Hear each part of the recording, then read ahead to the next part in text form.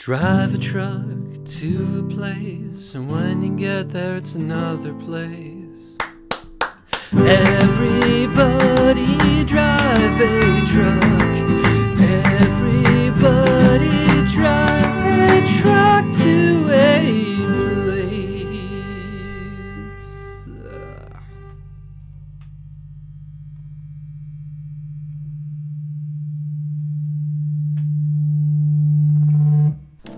It's trucks. It's trucks. It's trucks number 2. We're Trucks. continuing to do the trucks. Yes. And Is today's... there any like stuff we should say that's important that we didn't say in the last episode about it being a new season? Anything we need to express? do you have anything in mind? No, I completely, I'm maintaining character here in that I've completely failed to think of this just before right now.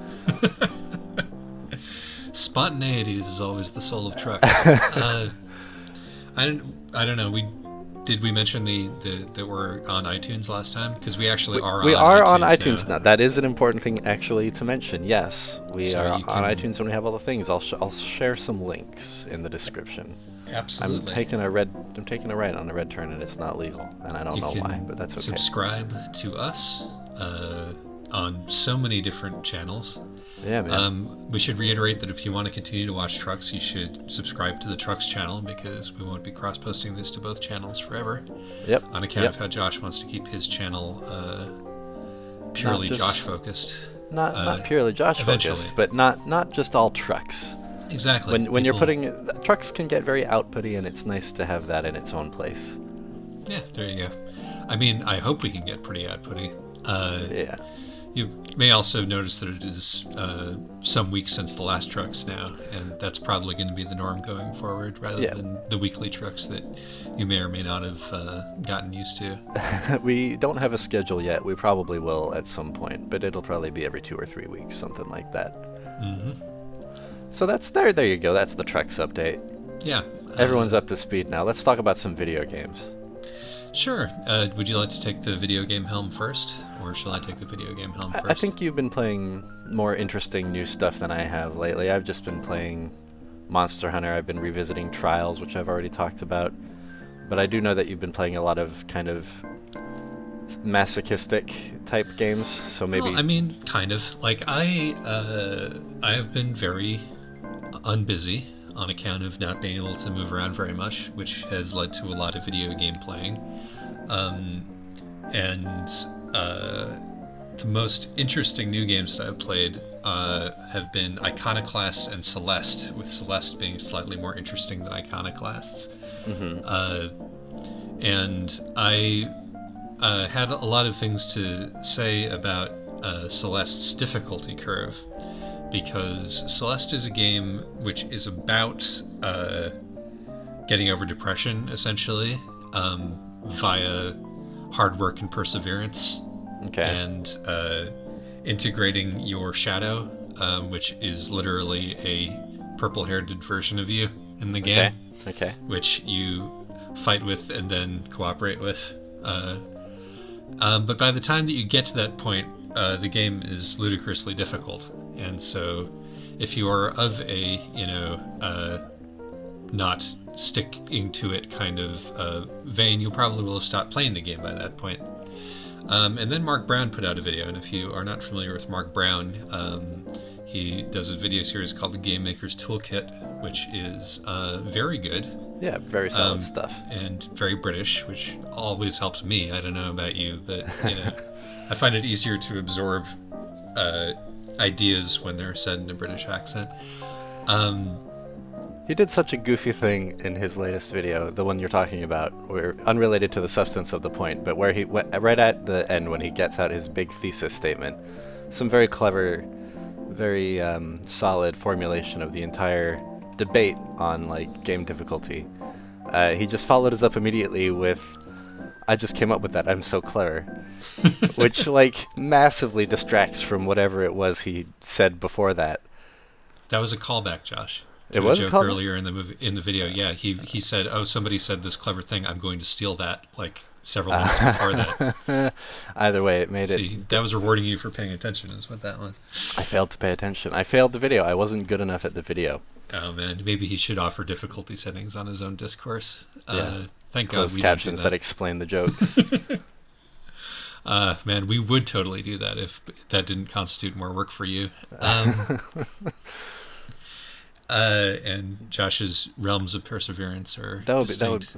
that would be a lot of work explaining would be. on It would how just be- it would most just of be a these lot of jokes work. don't merit explanations. I know, I'd have to- we'd only need to do it on special occasions when we, roll out something particularly neat that we don't want like folks to integrating miss. the shadow. I'll put a caption under that says that's some Jungian stuff. Yeah, I mean, I think people who watch us know who Jung is, for Christ's sake. I mean, we're not entry level here.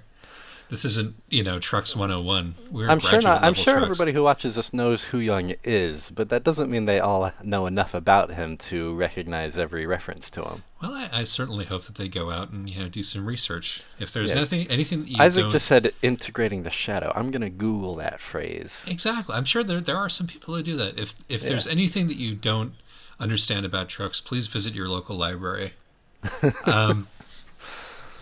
But anyway, back to my point. So as you mentioned, this Mark Brown video is about difficulty in video games, which is a subject that we have touched upon many a time over the history of trucks, One of my favorite subjects. because we are all about the major question that Mark Brown posits in this video. Because on the one hand, we believe that if video games are art, which we are pretty much, committed to the idea that in fact they are, as are most right-thinking people at this point, then it's important that they be presented in the manner in which they were intended to be presented. Although, of course, there's another layer of discourse about the death of the author on top of that, which Mark Brown did not Go into. go into, which we may get into later. But regardless, if you should present your work as you intended to present it, rather than making concessions for the audience if you're trying to make high art rather than commercial art. Yeah, That's but on the other generally- side of the coin, it's important to consider that not everybody will be. It's important to make it so that people can actually play your fucking game. Accessibility in video games is way more of a hard limit than it is in stuff like music or literature. Yeah. Because even if you are, even if you have a hard time following somebody's words, or listening to their music sounds like noise, you can at least still listen to / read it. Right. Whereas if you don't have the physical capability to do split-second platforming, you're just not going to get that far in Celeste. Right. Or even and not s- like the physical capability. Like disabilities are a part of it, but it's also just like you don't need more than the length of the noise song's length, in terms of patience to get through that thing. Yeah. Whereas but for a hard it video can take game, you anywhere from like an hour to 5 hours to get through a particular point in a game, which plays incidentally merry hell with the pacing that the person who designed the game was thinking that you would have. Yeah, maybe Um, unless the repetition are the idea, I suppose. But Well, the repetition might be the idea, but still the amount of repetition involved is going to vary from player to player. yeah. So the solution that people have historically come up with for this is to provide an easy mode. But as Right. Brown points out, the difficulty with the easy mode is that it adds a completely different sort of narrative spin to what you're experiencing if you think that you're on easy mode. Also, if it's presented as like a default option, that has a different narrative heft than it is.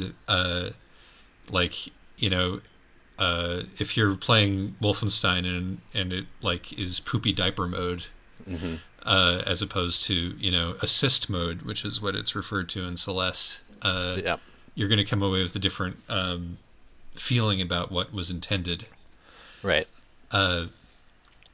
So I played Celeste and I was like, this is really, really hard. I wonder whether it's going to reach, the people that it wants to reach, because unless you're like a really platforming, centered person with a lot of experience, this is going to be incredibly frustrating for you. For the record, it does seem to be doing at least pretty well. Yeah. I mean, just in terms of like getting to the story, like you can go Right. into, you of course can go into this is actually a really useful tool for discussing like how audiences recognize a thing, is going into global achievement stats in Right. Steam and seeing how many people got past the first level versus how many people got past the second level. You know, like what your And those numbers are always surprisingly low, even in easy games. But I imagine in a game like Celeste, they have to be even no, lower. I think it actually has a relatively standard curve. It does Celeste, you know, Really? but it's interesting. It's an interesting tool to talk about like audience retention, regardless. I mean, there's going to be a certain number of people who peel off after the first level because they're like, okay, I get what this game is doing, and I'm not really interested.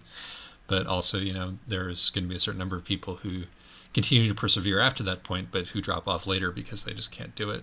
Sure. Now, I was going to be like, well, it's, you know, it's an interesting narrative choice to have this, you know, you can triumph over your own self just via determination narrative in a game that's so punishing. But after the fact and after watching this Mark Brown video, I realized that I had never even considered turning on the assist mode. Did you just completely forget that it existed? I just completely forgot that it existed, even though it's right there in the menu every time you start the game. So how does this affect your take on the game? Well, I mean, my take was like this may be a certain amount of dissonance, ludonarrative dissonance, because there are, it is correct I mean, it frames like this journey of self-integration as being an extremely difficult one, which requires a lot of false starts, which is, entirely in keeping with the game, but it felt to me like it went overboard with that. On the other hand, the assist mode adds a completely different wrinkle to that, because the important thing about the assist mode is that when you go to turn it on, it says, try playing the game with this off first. Mm-hmm. Like that's like the first piece of text that you see when you try to turn it on, is essentially like, we put together the game the way that it was put together for a reason. Please go and make sure that you, and experience the game as it was meant to be experienced, just to give you some context, Yeah. And then it gives you this incredibly, like, granular, nuanced options for how to make the game easier. Like, it doesn't decide how to make the game easier for you. It allows you to address the particular things that you were having trouble with. Like, you can give yourself invincibility, or you can just turn down the speed of the game a little bit. Mm-hmm. Or you can, give yourself more in-air jumps. Or, That's pretty nifty. There's like a panoply of options that are essentially there so that you can choose exactly how hard the game would be to make it like satisfyingly difficult for you. Mm-hmm. They say, please understand that like we're trying to make this a satisfyingly difficult experience. Play the game as it is first so that you understand what we're going for, and then if what we have landed on here for you is not satisfyingly difficult but way too difficult, adjust accordingly. Could you elaborate on the point of ludonarrative dissonance in this case? Because you say that it obviously, the difficult process of self-actualization and the difficulty of the game do work together, but it just goes overboard. How can you talk about how that produces a dissonance? I suppose it doesn't so much produce a dissonance as that it doesn't actually produce a dissonance in those terms. What it does is that it prevents you from actually accessing that theme. Okay. Because the bits of the game that are only feel defeat. If you only feel defeat, you're not going to experience that. I mean, there's that part of it, but there's also like the bits of the game story which explicitly develop these themes are locked behind a lot of very difficult platforming. I see. You're up to like maybe after level 3 before the game really starts to get into that. It's the story has sort of a long, slow build in it to get to the thematic meat of it.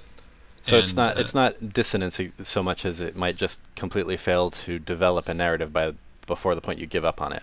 Exactly. Like it's not even like dissonant, you're right, because because what the game is and what it says do make very good sense together regardless. It's a matter of like you may never even get to the point where it's telling you what it's telling you. Yeah. If you're not able to make some tweaks.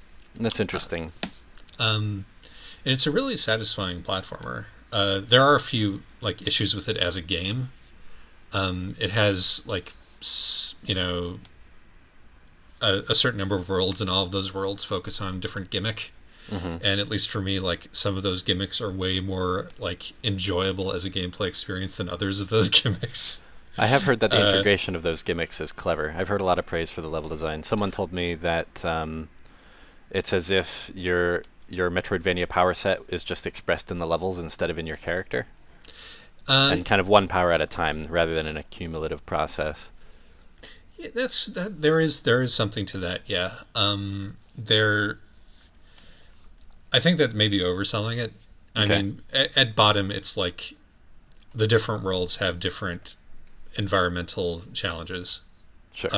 And like they each have, maybe 3 or 4 different environmental things that you have to figure out how they work that are, more or less, that are, some of it's transferred thematically or, in terms of how you're meant to deal with them to other worlds, and some of them aren't.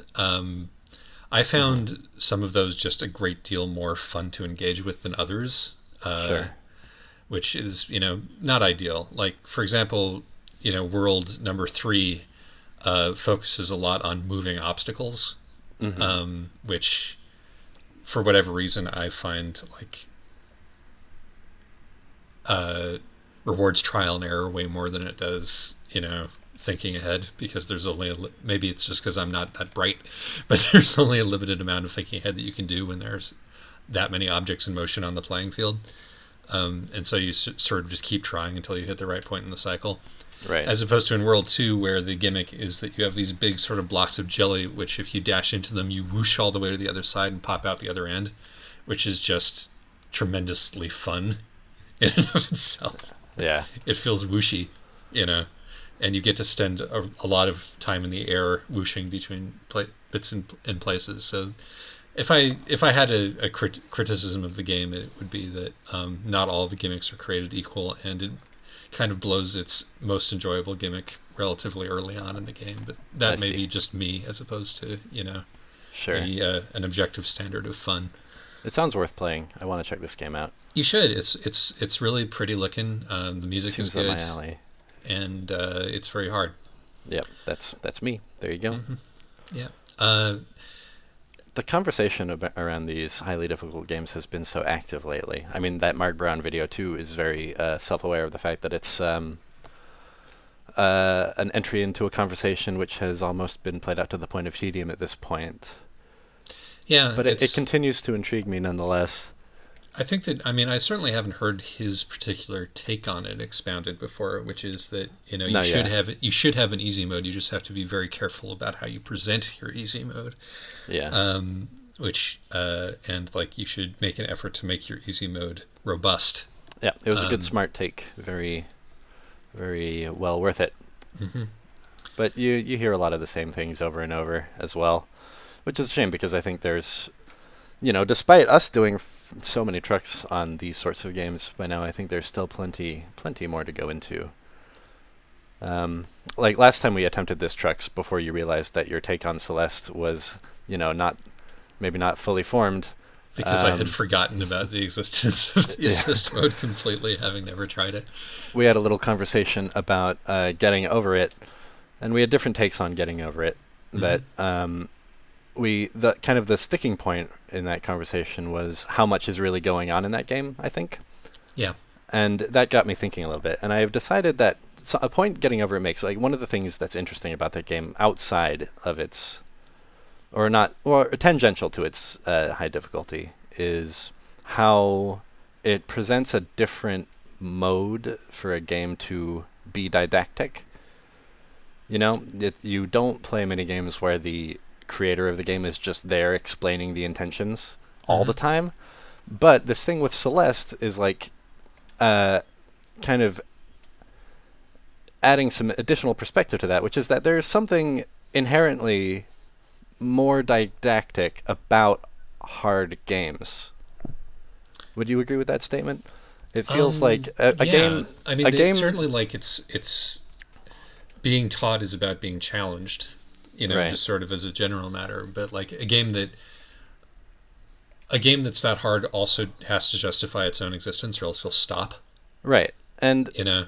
it's also just that a game that insists on being that hard can't help but be very particular about what it's trying to be, whereas an easy game can be more things to more people, maybe.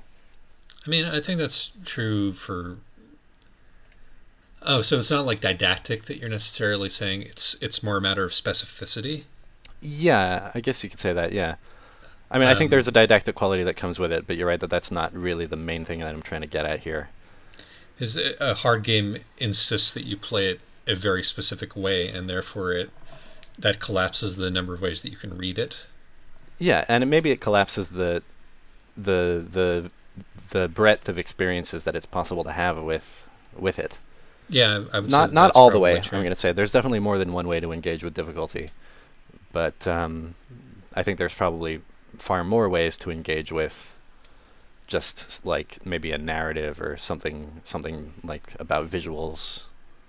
Yeah, I mean the fact is that even though there may be different ways to play the hardest games, once you've reached that level of fluency, the experience that people will have getting to that level of fluency is pretty much going to be the same no matter what. Right. Of course, adjusting for skill, but even like the most skilled players, when they're playing the most difficult games, are going to be spending a fair amount of time just bashing their head into it until they've achieved familiarity. Yeah. I had an experience the other night playing Trials, the motorcycle game. I think we did a Mumble Squad on this way back in the day, did we? We did.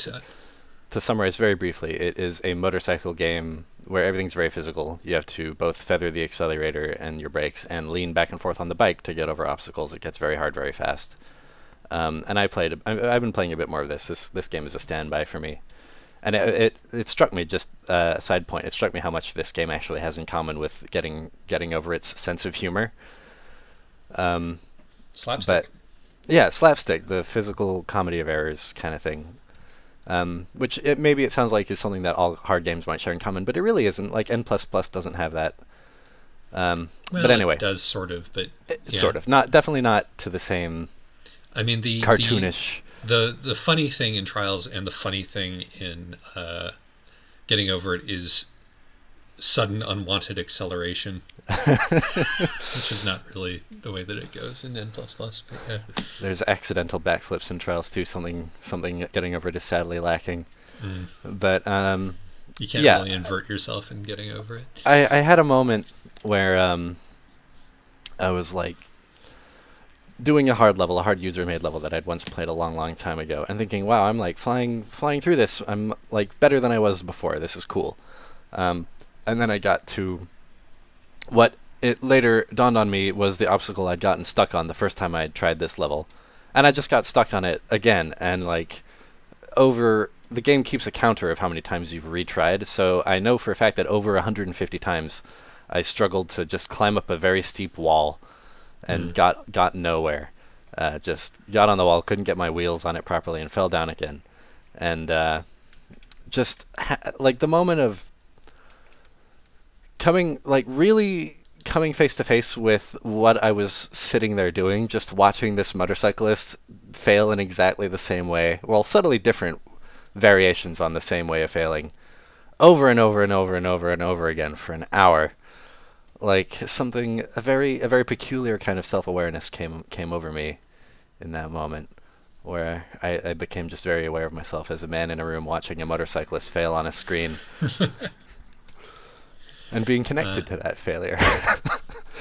And then like I loaded up another custom level and got stuck on it too, and watched my past self clear the level with like just as much struggle as I put into it, and struggle with the final obstacle over and over and over again until he realized that there was a trick to it. Like literally, my past self made a mistake, got the back of my bike in a peculiar little hole, which caused my bike to become a rocket ship, which I was able to just fly to the end. And I don't know, man. Yeah, you encounter yourself when you play these things. You encounter your past self, and maybe your future self. Well, I mean, we shouldn't need to be reminded of the experience of failure. No, it's the experience of eventual success that's alien. The Oh, but the reason I wanted to bring up Trials, I just remembered, is that you were talking about how Celeste has a narrative about this kind of effort being a sort of self-therapy. And honestly, like the other night I was having a pretty bad bout of anxiety, and it was in fact just parking myself in front of this horrible motorcycle experience that calmed me down. So that makes there's sense. something accurate about that angle, I guess. I mean, it does make your brain shift gears. Yeah. Um, I was I was told the other day by a person who'd experienced trauma that it is genuinely therapeutically suggested that after you experience something traumatic, like as quickly as possible, after you experience something traumatic, you should play Tetris. And there because that makes your brain shift gears and prevents it from doing the job that it is designed to do, which is to lay in the traumatic memory to prevent you from doing it again. Like to record that memory in that part of your storage. If you want to avoid developing a trigger around something, you have to like immediately distract yourself in a really like structural way, activate different parts of your brain. That's very interesting. Yeah. And I think I mean, as far as like the actual utility of games like this, I think that interrupting self-reinforcing patterns by forcibly kicking yourself into a different mode is like a big deal. Mm. But yeah, so an interesting wrinkle on the sort of the didactic element as far as getting over it is concerned is, you know, you were saying it's interesting that like you don't usually hear developers talking about what the game means all the time while you're playing it. And of course, what Bennett is talking about is not actually necessarily what the game means in getting over it. Not necessarily, no. It's what he was thinking when he made it, but Right. his recounting this to you serves two purposes, and one of those purposes I think closer to what the game is actually about. How do you mean? Second purpose of which is to infuriate you,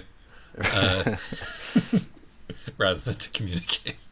Yeah. So, I mean, infuriating is communication, intentional. yes, no, but it is communication on of the second order. It is not about what is being said; it's about how it's being said. True that. Um, We are getting pretty close to our destination. We can Cool. stall for time, but did you have a point you were hoping to get out before this was over? Now, I mean, having mentioned Iconoclast, I should maybe do a little bit of gloss on it, because I was going to connect it to the Celeste thing, because one of the things that I felt about Iconoclast was it was not a particularly difficult game, but it felt like jankily designed in a number of ways. And part of this was the particular way in which the difficulty was laid out, like the lack of checkpoints. And again, it only occurred to me belatedly that it gave me right up front an option to play on normal or hard, and I chose hard and never thought about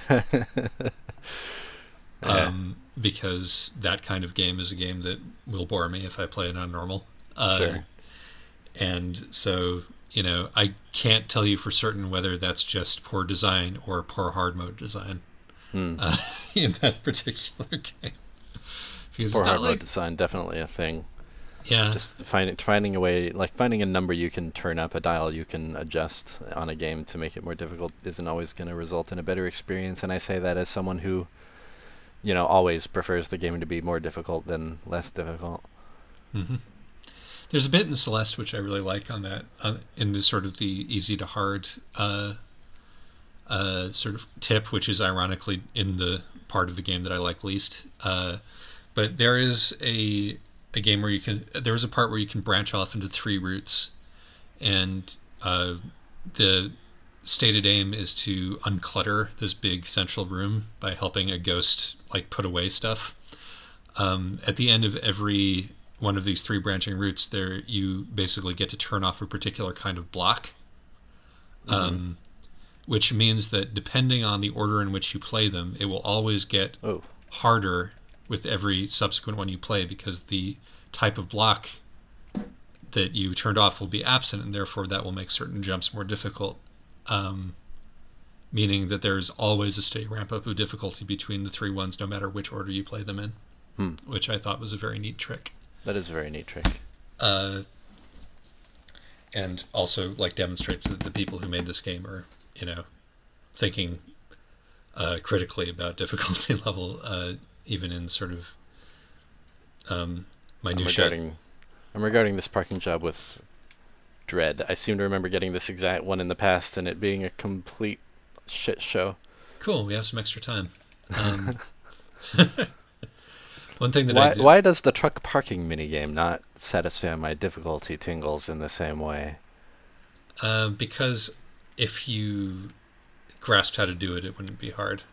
That's probably right. It's that you don't have a handle on the underlying mechanic.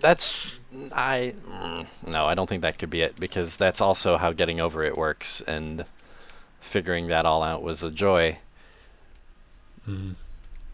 Maybe it's that the feedback is too slow coming. Yeah, it's not like if you had to do like a quick restart after every parking failure, that might you might know how to park a truck by this point. James Howell says I'm good at parking trucks. That's good. Well, I mean, in terms of Thanks, James. In terms of entertaining the audience, you're great at parking trucks. It's all about figuring out the utility. This is a shit show, just like I knew it was gonna be. Oh, but you're never gonna get anywhere with that attitude. I didn't get to talking at all about what Iconoclast is trying to do in its storytelling, but really, I don't. That may be a different story for a different time. This ended up being the Celeste / difficulty trucks. Yeah. We can save the rest of it for later. And anyway, it has now been long enough since I played the game that most of the thoughts that I've had about it have gone. It's that kind of game. Sure. Whereas Celeste will stick with me, partially because it's a very good integrated gameplay experience. Good music counts for a tremendous amount in terms of remembering what a game is about. It's so quick. Like, a game that makes me turn off its music is a game that's most likely not going to stick with me as well. Yep, that is an unfortunate reality. And I can't remember a single piece of music from Iconoclast. Oh well. Nightmare. Oh my god, what a nightmare. I can't skip the parking job in the trucks about this kind of thing. No. That would be cowardice. Which, brings me to Trucks Hard Mode, i.e. Trying to keep up the discourse single-handedly while you're struggling here. Yeah, it definitely is. It's an all-consuming process, this. Mm-hmm. What were you about to ask? Oh, nothing. I was considering opening the can of worms about whether Bennett Foddy is exclusionary again, just to see if you've... I kind of pissed you off about that by accident the last time that we tried to record this. It was when you called the people who like it, what was it, egotistical? Yes. Which I think that you may have annoyed you because you thought that I wasn't including myself in that category. I would still find it mildly annoying, even knowing that. I think that there's a certain element to getting good at the hard game, which is inherently about your ego, whereas you construe the process of interacting with difficulty as a kind of ego death. The truth is that a lot of people are attracted to hard games for ego-driven reasons, but I think it's a mistake to paint them with a brush according to that. That's the audience, not the work talking, in my opinion. Well, I mean, and it's only one section of the audience. You know what I mean? I mean, surely Foddy. I'm never gonna do this. It's interacts impossible. with that part of the. He does interact with it for sure. Interact with that intentionally. So, like, he's at the very least addressing that that portion of the audience in making the game. And like, my contention essentially was that he doesn't really escape that, even though there's sort of this idea that he has, which but that's. I don't think he escapes it, but I do think he successfully shows how there can be more to it than that, if that makes sense. Yeah, that I'll agree with. I mean, he's certainly all about, like, you know, showcasing that there are, you know, a lot of different aspects to the, you know, to the creation of it. And, like, I think that one of the choices that, I mean, I think that probably one of the more interesting things that he has to say as you're getting over it is about how he himself was unable to control how difficult he was making the game. Right. That he began to judge himself the way a player might judge themselves immediately upon thinking that he should make things less cruel. Right. And, you know, I think that's revealing in a certain way, like, about the obverse of ego, like about where that kind of that pridefulness comes from is the sense of inadequacy. What are you doing here? Look at this. I think I might have cracked the code. Holy mackerel, bro! I knew that you could integrate your shadow if you just stuck to it long enough. The part of me that says that I can't park this truck, I should hit the skip button. It's trying to protect you by showing you where the skip button is. This truck's needed to be an extra 5 minutes long anyway. Absolutely. It was a short one.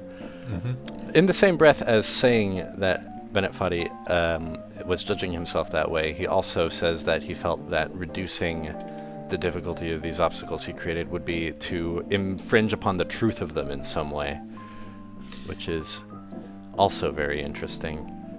It is. I mean, Did it. You did it. I knew you could, and the parking button worked. Yes, we did it. Everything was satisfactory. Miracle of miracles. There we go. I mean, I think that this truck worked on both a narrative level and a structural level to underline the points that we were trying to make, and that's really the greatest success that we can ask for. I'm so glad. This Trux was true. It was a true Trux. We didn't infringe upon the truth of it at all. No. We Great. Got out of the way and let it be what it needed to be. Okay, that's that. Trux. Please subscribe to the new channel. Absolutely. I think we'll probably put one more. We won't put. I don't think I'm going to put another full Trux episode on the old channel. I think I'm going to put a reminder video or two for the next couple of episodes, and then that'll be it. Sounds reasonable. So everybody knows. And I'm excited about season 3 of Trux. We got more tricks up our sleeve. These have just been a couple of. These have been very standard Trux, but we got some stuff coming. I think. I hope. I do too. I have very little control over that. All right. I do too. All right. Good night, Buddies. Truckos. See you later.